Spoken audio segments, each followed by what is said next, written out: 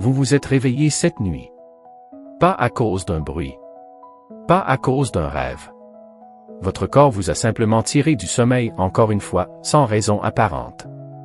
Alors vous avez fait ce que vous faites depuis des années. Vous avez bu un verre d'eau. Et vous avez essayé de vous rendormir.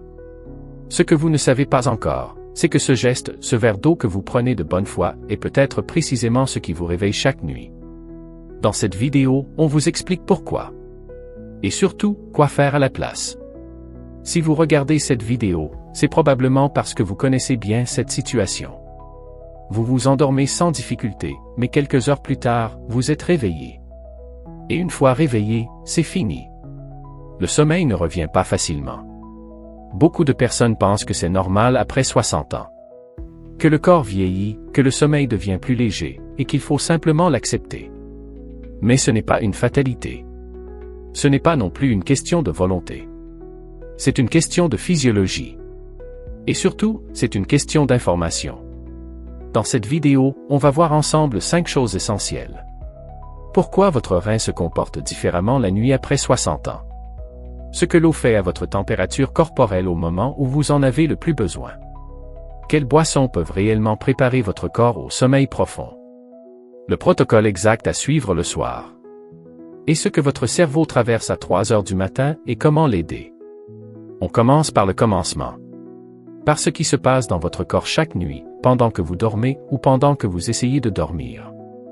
Pour comprendre pourquoi vous vous réveillez à 3 heures du matin, il faut d'abord comprendre ce que fait votre rein pendant que vous dormez. Et ce que vous allez découvrir va peut-être changer complètement votre façon de voir vos nuits. Quand vous aviez 30 ou 40 ans, votre rein suivait un rythme naturel très précis.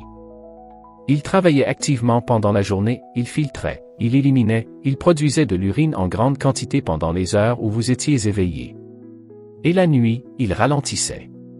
Il se mettait en veille. Il vous laissait dormir. Ce mécanisme est régulé par une hormone appelée vasopressine.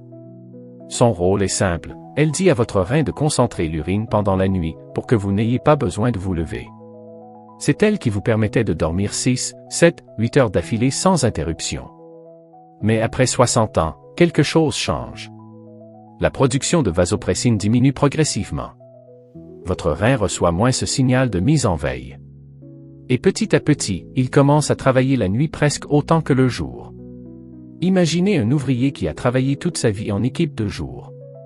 Et qui, en vieillissant, commence à changer d'équipe sans qu'on lui ait rien demandé. C'est exactement ce qui se passe dans votre corps. Votre rein change de rythme et personne ne vous a prévenu. Ce phénomène a un nom médical, on l'appelle la nicturie. Et en France, elle touche près de 2 personnes sur 3 après 70 ans. Ce n'est donc pas une anomalie. Ce n'est pas un signe que quelque chose va mal. C'est une réalité physiologique très répandue mais qui reste très mal comprise. Et voici ce qui est important. Si vous buvez un verre d'eau juste avant de vous coucher, vous donnez à ce rein déjà actif du travail supplémentaire à faire pendant la nuit. Vous ajoutez du volume à traiter au pire moment possible. Le résultat, vous le connaissez. 2 heures après vous être endormi, votre corps vous réveille. Maintenant, une précision importante. Si vous vous réveillez plus de 2 fois par nuit de façon régulière depuis plusieurs semaines, parlez-en à votre médecin. Il existe d'autres causes médicales à la nicturie, certaines qui méritent un suivi. Ce que nous voyons dans cette vidéo est un éclairage, pas un diagnostic. Et justement, le rein n'est pas seul en cause. Ce que je vais vous expliquer maintenant touche quelque chose d'encore plus fondamental, la façon dont votre corps prépare le sommeil profond. Et ce que l'eau fait à ce processus sans que vous vous en rendiez compte. Il y a quelque chose que la plupart des gens ignorent complètement sur le sommeil. Pour que votre corps entre en sommeil profond, le vrai sommeil réparateur, celui qui vous permet de vous sentir reposé le matin, votre température corporelle doit baisser. Pas beaucoup. Environ 1 degré. Mais ce degré est essentiel. C'est un mécanisme ancien, inscrit dans notre biologie depuis des millénaires. Quand la nuit tombe, votre corps commence à se refroidir doucement. Ce refroidissement envoie un signal au cerveau, il est temps de dormir. Et c'est ce signal qui déclenche les phases de sommeil les plus profondes. Quand vous aviez 40 ans, ce processus se faisait rapidement et efficacement. Mais après 60 ans, la thermorégulation, c'est-à-dire la capacité de votre corps à gérer sa propre température, devient plus lente, plus fragile. Votre corps met plus de temps à amorcer cette descente thermique. Et il lui faut davantage de conditions favorables pour y arriver. C'est là que l'eau entre en jeu. Boire de l'eau fraîche ou à température ambiante dans les 90 minutes qui précèdent le coucher envoie un signal contraire à ce que votre corps essaie de faire. Votre organisme doit alors mobiliser de l'énergie pour traiter ce liquide, maintenir sa température interne stable, et ce travail discret retarde la descente thermique dont vous avez besoin pour entrer en sommeil profond. Imaginez un thermostat qui essaie d'éteindre le chauffage pour que la maison se refroidisse doucement pendant la nuit. Et quelqu'un qui, à ce moment précis, ouvre une fenêtre, puis la referme, puis l'ouvre à nouveau. Le thermostat ne peut pas faire son travail correctement. La température ne descend jamais vraiment. Et la nuit devient instable. C'est exactement ce qui se passe dans votre corps quand vous buvez au mauvais moment.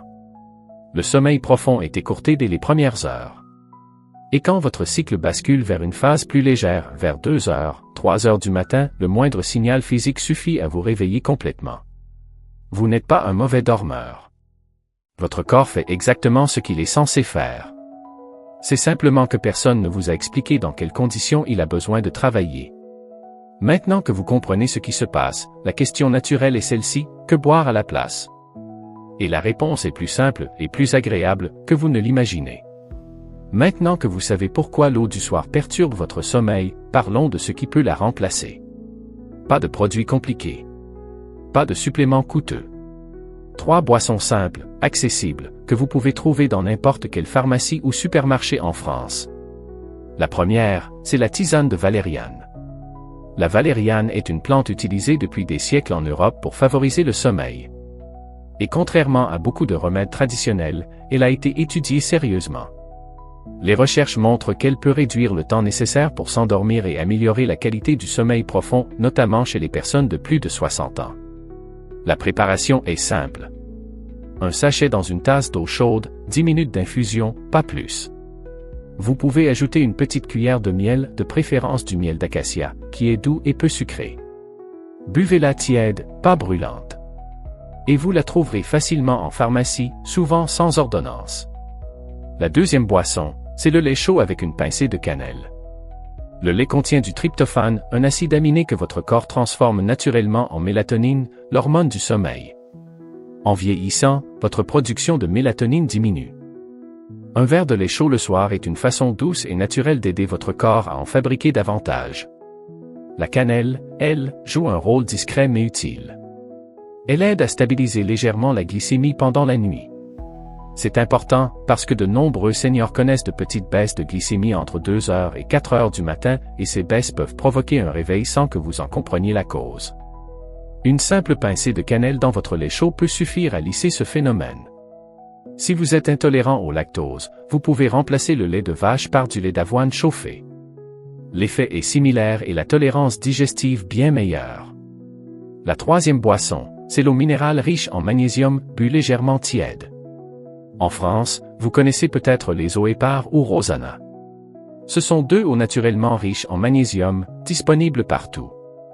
Le magnésium joue un rôle direct dans la régulation du système nerveux. Il aide les muscles à se relâcher, il calme les pensées qui tournent en boucle, et il favorise une transition plus douce vers le sommeil profond. Boire cette eau légèrement tiède, plutôt que froide, vous permet de bénéficier à la fois du magnésium et de l'effet thermorégulateur dont nous avons parlé dans le chapitre précédent. C'est une solution doublement efficace. Avant de continuer, une précision importante. Si vous prenez des médicaments pour le cœur, pour la tension, pour la thyroïde ou d'autres traitements courants, parlez de ces boissons à votre médecin ou à votre pharmacien avant de les intégrer à votre routine. Certaines plantes, comme la valériane, peuvent interagir avec des médicaments spécifiques. Votre pharmacien est la meilleure personne pour vous guider en toute sécurité. Mais savoir quoi boire n'est que la moitié du travail. L'autre moitié, c'est de savoir exactement quand le boire, en quelle quantité et ce qu'il faut absolument éviter dans les 2 heures qui précèdent votre coucher.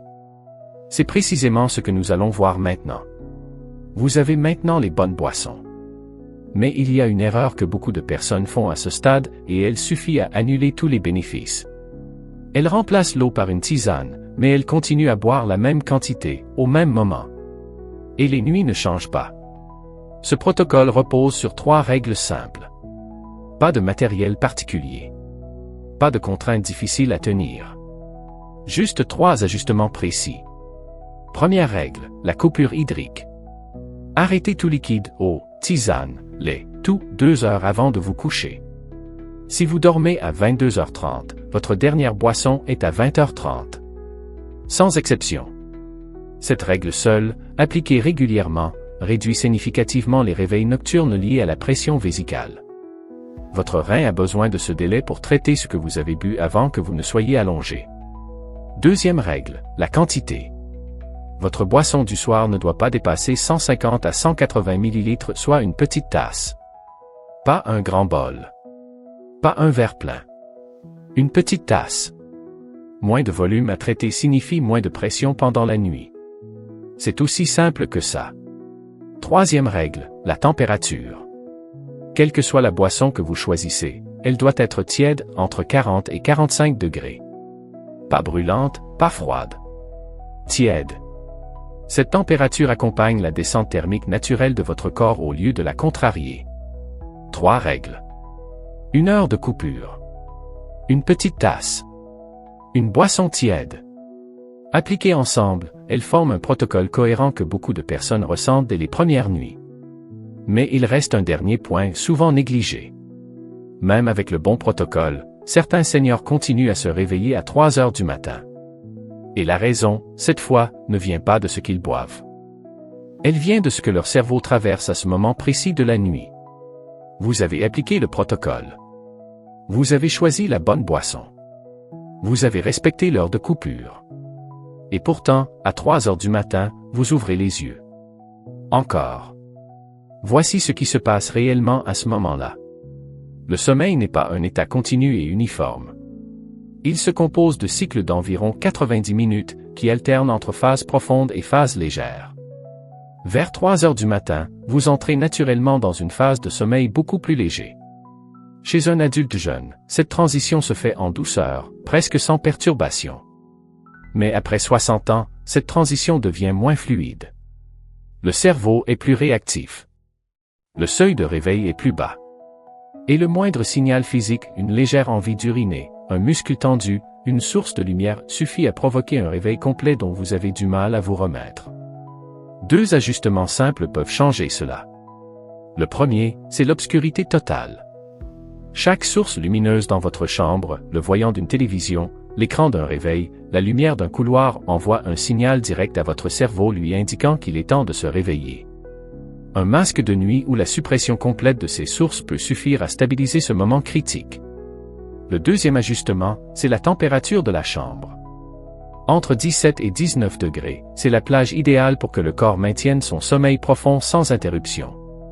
Au-dessus de 20 degrés, les micro-réveils se multiplient sans que vous en ayez nécessairement conscience. Les boissons du soir préparent votre corps. L'obscurité et la fraîcheur de la chambre protègent votre cerveau. Ensemble, ces 2 dimensions forment un système complet et c'est ce système qui fait la différence entre une nuit fragmentée et une nuit vraiment réparatrice. Faisons le point ensemble. Ce que vous avez découvert dans cette vidéo, ce n'est pas un remède miracle. Ce n'est pas une promesse. C'est une explication. Celle que vous auriez dû recevoir bien plus tôt. 3 choses essentielles à retenir. Premièrement, après 60 ans, votre corps traite les liquides différemment la nuit et boire de l'eau au mauvais moment amplifie ce problème. Deuxièmement, il existe des boissons simples, naturelles et accessibles qui préparent votre corps au sommeil profond au lieu de le perturber. Et troisièmement, le protocole du soir n'est pas compliqué. 1 heure de coupure, une petite tasse, une boisson tiède et un environnement qui laisse votre cerveau traverser la nuit sans interférence. Vous méritez de vous réveiller le matin reposé. Pas épuisé. Pas frustré. Reposé. Et ce n'est pas une question d'âge. C'est une question d'information et vous l'avez maintenant. Si cette vidéo vous a apporté quelque chose, abonnez-vous à Sagesse Santé. Chaque semaine, on partage des conseils concrets pour prendre soin de vous simplement, sans jargon médical et avec tout le respect que vous méritez. Et dites-nous dans les commentaires, à quelle heure vous réveillez-vous la nuit? Votre témoignage peut aider d'autres personnes qui vivent exactement la même chose.